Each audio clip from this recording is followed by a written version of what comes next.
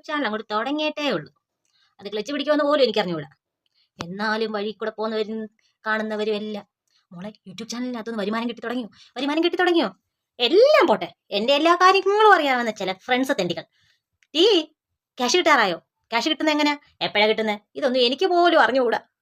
എന്നിരുന്നാലും ഞാനും ആഗ്രഹിക്കുന്നുണ്ട് എനിക്ക് ഇതിനകത്ത് ഞാൻ തേൺ ചെയ്യണം. ഞാൻ അതിനുവേണ്ടി എന്ന് പറഞ്ഞാൽ എല്ലാ യൂട്യൂബേഴ്സും ചെയ്യുന്ന പോലെ കണ്ടമാനം ഞാൻ അതിന് വേണ്ടിയിട്ടൊന്നും സ്പെൻഡ് ചെയ്യാൻ എനിക്ക് സമയമില്ല.